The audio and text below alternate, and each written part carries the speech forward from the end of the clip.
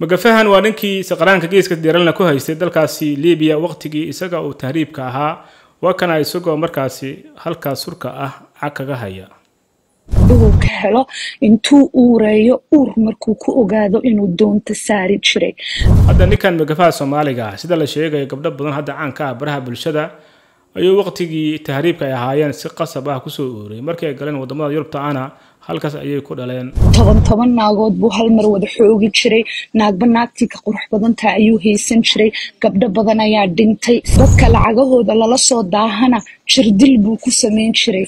midda kale xanuunka iyo caloxumada badan waxay tahay ninkan markii la qabtay waxa uu sheegtay in ka badan 200 ciyaal isagoo dhalay inay ku nool yihiin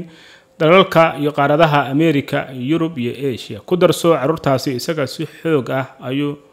ayuu ku dhalay ninkan magafaha Soomaaliga ah. wuxuu qirtay inuu dilay 450 qof iyo above inuu nafta ka qaaday. saaxiib yaal soo dhawaada muuqaalkana hal fogeeyo si uu meel fog u gaaro. ninkan hadda sawirkiisa idin muuqdo waxa la yiraahdaa Xasan Geedi waa Soomaali magafa ah. hadda social media ku arag jirtay Soomaali badan oo tahriibayaal ah oo jirdil lagu sameynayo reerkooda intii la wacna lagu oran jiray haddaad u baahan tahay ubadkaaga ama ciyaalkaaga in lagu fasaxo waa inaad soo dirtaa lacag aysan awoodin. ninka falkaas oo dhan sameyn jiray ninkan ayuu ahaa oo markaas lagu magacaabo Xasan Geedi. arxalaawahan magafaha Soomaaliga ah Soomaali badan ayaa gacantiisa ku maqan halka dumar fara badan oo Soomaaliyeedna sharaftooda ku ciyaaray oo kufsaday. xitaa waxa lagu leeyahay xitaa kufsigaasi kuma ekan oo kaliya dumarka xitaa ragga xitaa ninkan iyo kooxdiisaba way kufsan jireen. maalin waxa arkayay kabtan laxda berigii uu tahriibka aaday isagoo Liibiya lagu haysto markaasna halkaas qoorta ah laga saaray cagta. hadda sawirkiisa waa kana ila eega markii sheekadan aan maqlay soo gaartay waxaan xasuustay ninkan sawirkiisa iyo markii uu Liibiya lagu haystay. waxaan isriba ninkan wuxuu kamid yahay ragga ninkan iyo kooxdiisa magafayaasha ah ay ya inna lillahi wa inna ilayhi raaji'uun. wallahi waa halis. ninkan magafaha Soomaaliga ah hadda waxa gacanta ku haya ciidanka dalkaasi Liibiya markii la soo qabanayay iyo halkii laga soo qabtay muuqaalkiisa waa kana markii sadaas loo soo bixiyo waa kana soo qabana fiiri soo bixiyo idii waa soo kaasa Xasan Geedi Allah walka fiyaa makana Soomaali badan u jirtaa ana yeedaa yeelada waa kana dadkii soo qaad xarid waatana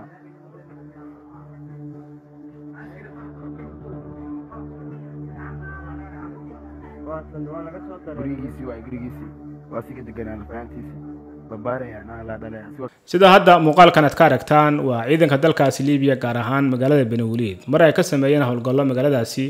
ciidankani howlgalkaasi waxay ku soo qabteen magafahan arxanka daran ee Soomaaliga ah isaga iyo kooxdiisaba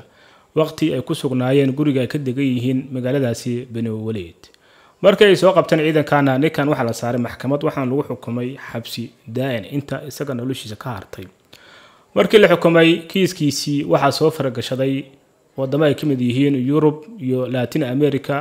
wadamadaasna waxay ku doodeen ninkan Soomaaliga magafaha ah inuu geystay dambiyo waaweyn oo bini'aadantinimada ka baxsan. marka midaas ayaa keentay leeyahay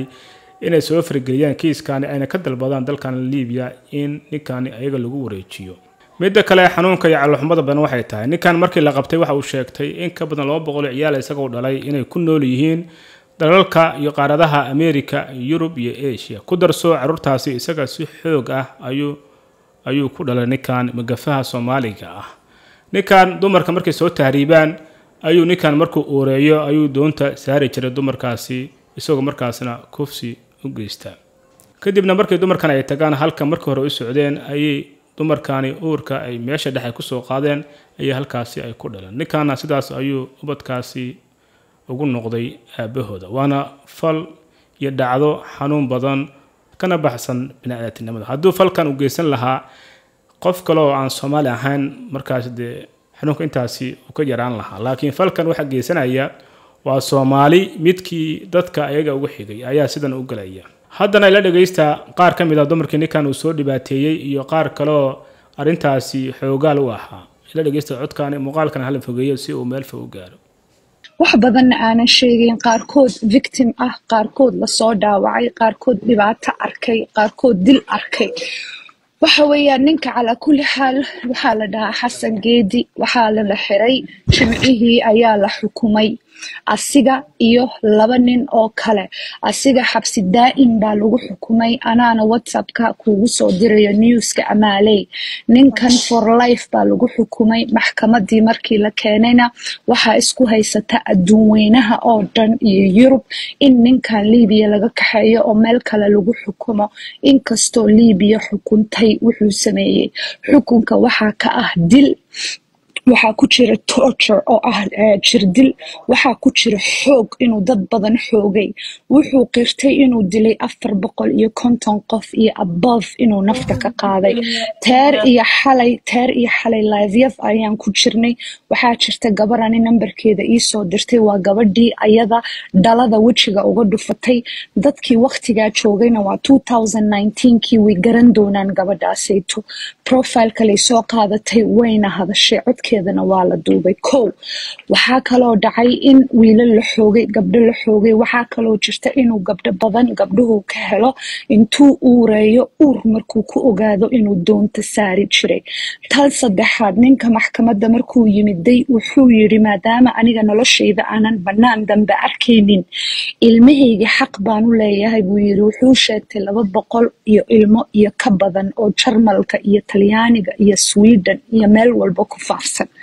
ma fahamtay marka xala kulli xaal sheekada wax yar maaha sheekada waa halis waa sheeko weyn waxa weeyaan caalamidii tagi doontaa waxa weeyaan in sheekada waa in laga hadlaa hablihii marka goorma la xiray markuu ugu horreeyay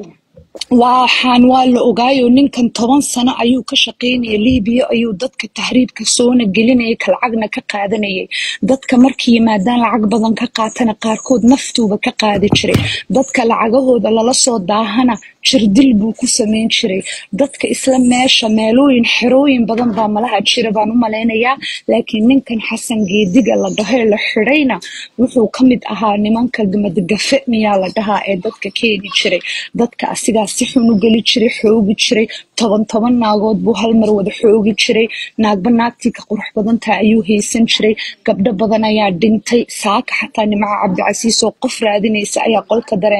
qolka soo gashay dareenaya mise qof qol kale waxa weeyaan dhibaato badan baa meesha ka dhacday hablaheena way aamusan yihiin wallahi calooshan ka ooyaya marka waxani waa wax in laga hadlo ay tahay waa wax in la saaro xoog inay tahay marka ama halka ka sii hadda xaguu joogaa Niciime xaguu Liibiya ayaa lagu xiray Liibiya lagu xiray maxkamadda Liibiya newska ana amaal u soo diraya asiga waxa lagu xiray xabsi daa'im for life laakiin dawladihii Yurub iyo meel walba iyo United Nations ka isku haysata ninka maadaama uu yahay criminal lord aad iyo aad u weyn uu dhibaatooyin badan soo sameeyay laakiin